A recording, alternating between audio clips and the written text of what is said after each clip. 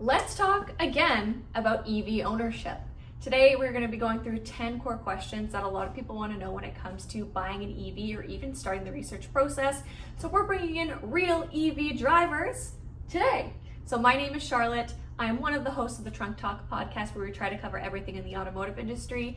And today it's going to be more consumer based. And who do I have with me today? My name's Pat Hart. I'm the dealer principal down here at Brantford Kia, and I am an EV driver. He's also my dad. So if you're new here and didn't know that, he's my dad. If you're not new here and didn't know that, he's still my dad. There you go.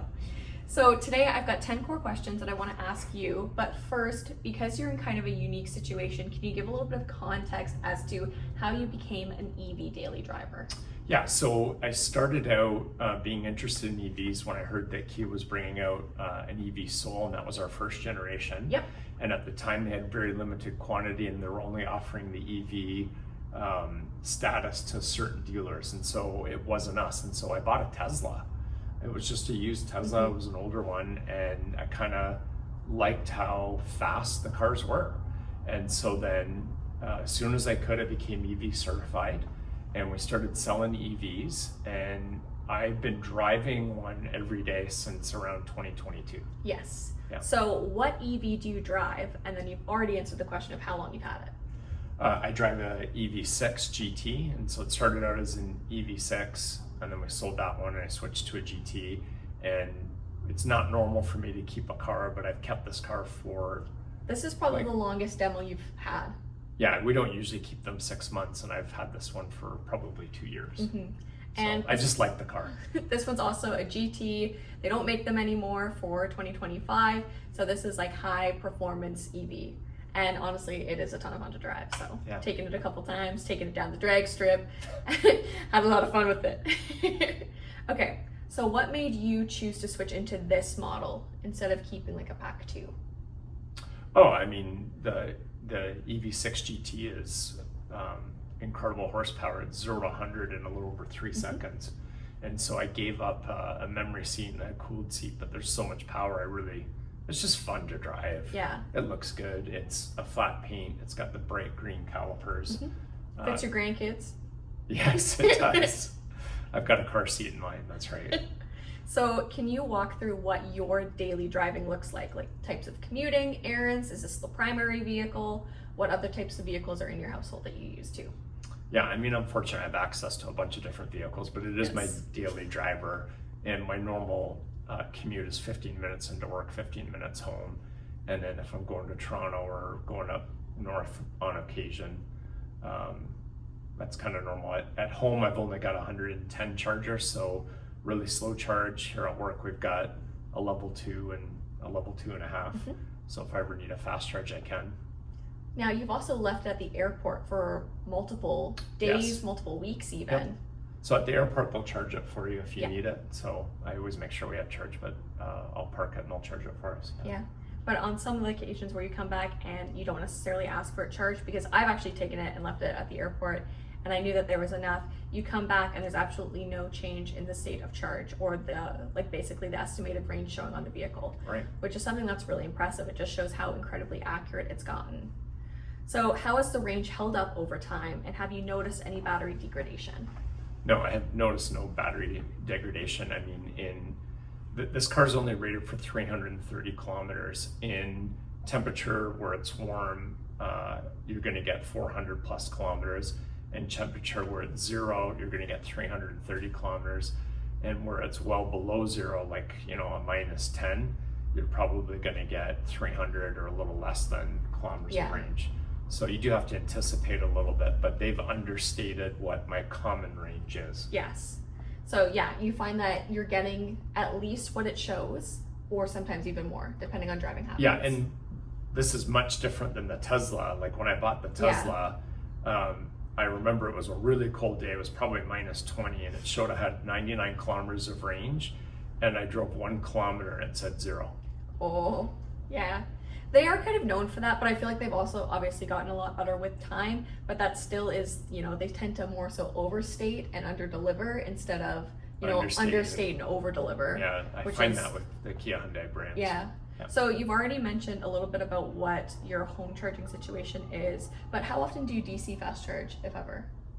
Yeah, you have. Yeah, I mean, I have. I mean, now that you can use an adapter and use the Tesla chargers, it's convenient when you're kind of remote, but there's also lots of CCS chargers around that are fast, and I've done that several times. I largely charge at home or work though. Yeah, so you predominantly are like level 1 or level 2 types of charger. You're not seeing a ton of fast charging for sure, or like even just public charging.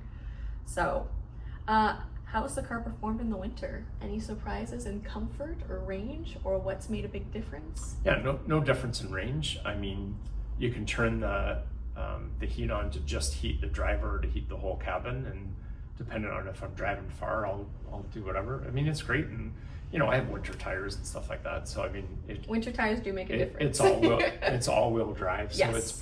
it's been great in all the temperatures, and it's a really heavy car.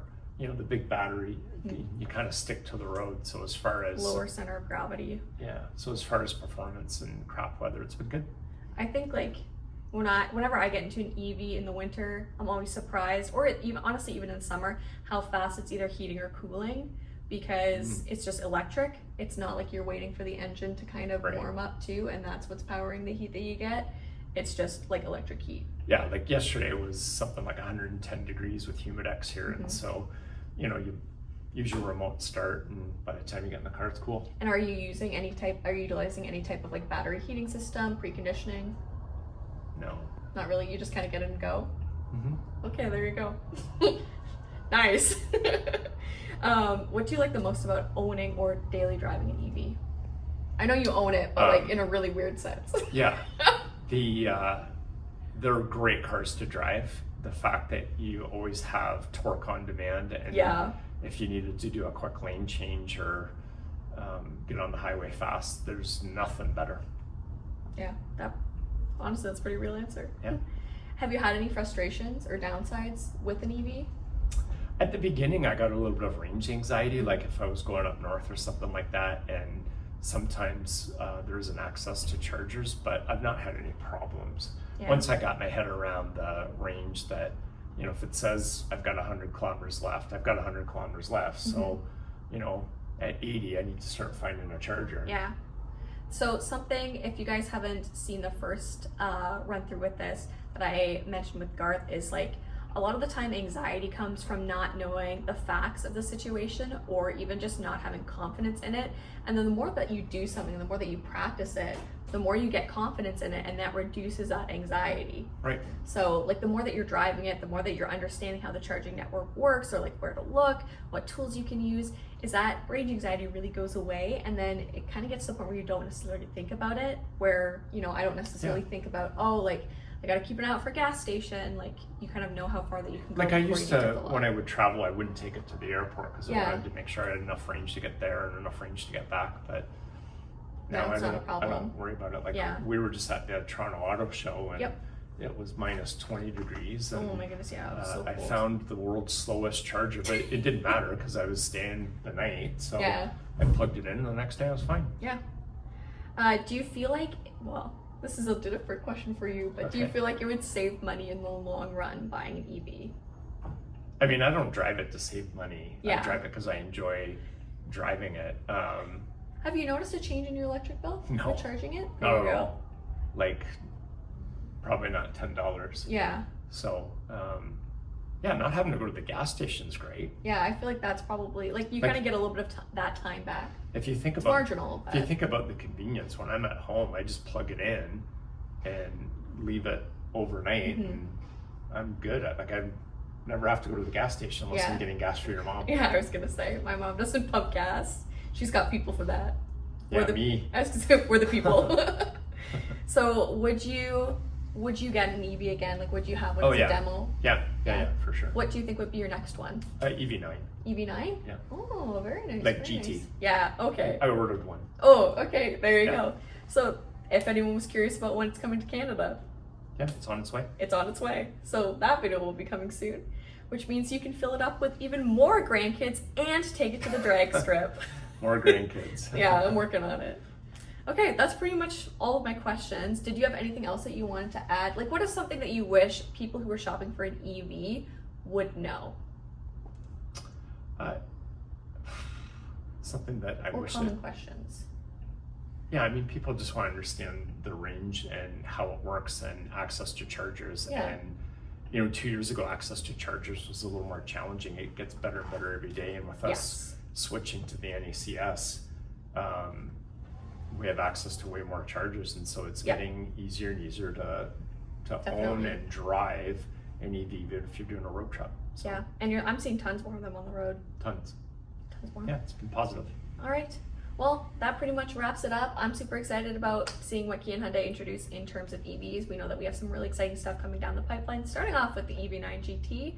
And so if you guys are curious about what any of those vehicles are going to look like, especially the ones that are coming, make sure that you subscribe to our YouTube channel to check out everything. And with that being said, we will see you next time. Bye.